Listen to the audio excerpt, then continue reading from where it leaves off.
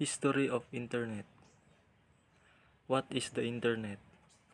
The Internet is a global information network that connects millions of computers. It is growing exponentially and provides a unique information resource that is global, diverse, and current. What do we use the Internet for?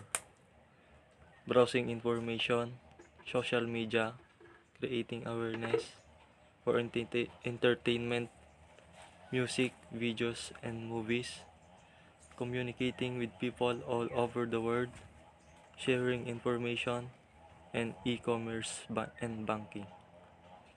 Internet in 1950s. The Internet has no single inventor. Instead, it has evolved over the time. The Internet got its start in the United States more than 50 years ago as a government weapon in the Cold War. Scientists and researchers use it to communicate and share data with one another through what was known as DARPANET or Defense Advanced Research Projects Agency Network. This was in response to the Soviet Union bombings and need to create a communication network which was free from interference and disruption. Internet in the 1960s. In 1960s, a scientist from MIT and DARPA named J.C.R. Licklider proposed a galactic network of computers that could talk to one another. Such a network would enable government leaders to communicate even if the Soviets destroyed the telephone system. In 1965, another MIT scientist developed a way of sending information from one computer to another that he called packet switching. Packet switching breaks data down into blocks or packets before sending it to its destination. Without packet switching, the government computer network, now known as the ARPANET, would have been just as vulnerable to enemy attacks as the phone system. In 1969, ARPANET delivered its first message, a node-to-node communication from one computer to another, but it crashed the full network. The Internet was yet to born. Internet in 1970s. By the end of 1969, just 4 computers were connected to the ARPANET, but the networks grew steadily during the 1970s. As packet switch computer networks multiplied, however, it became more difficult for them to integrate into a single worldwide internet.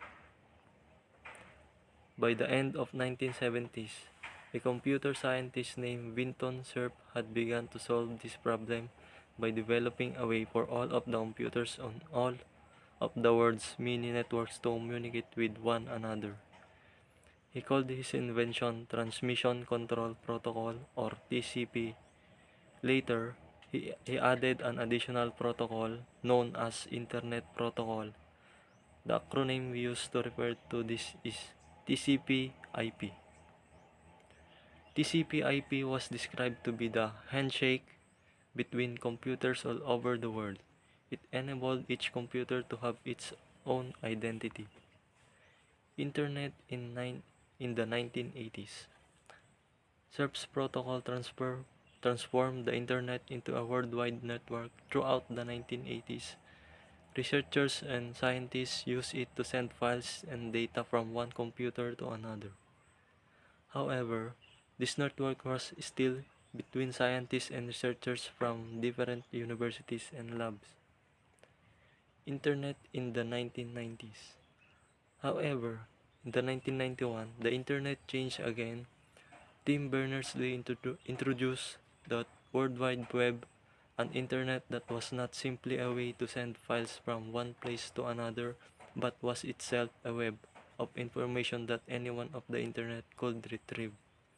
Berners-Lee created the first browser and the Internet that we know today. In 1992, A group of students and researchers at the University of Illinois developed a sophisticated browser that they called Mosaic. It later became Netscape.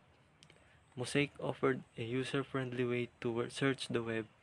It allows users to see words and pictures on the same page for the first time and to navigate using scroll bars and clickable links. That same year, Congress decided that the web could be used for commercial purposes. As a result, companies of all kinds hired to set up websites of their own, and e-commerce entrepreneurs began to use the internet to sell goods directly to customers. Most recently, social networking sites like Facebook have become a popular way for people of all ages to stay connected. Thank you.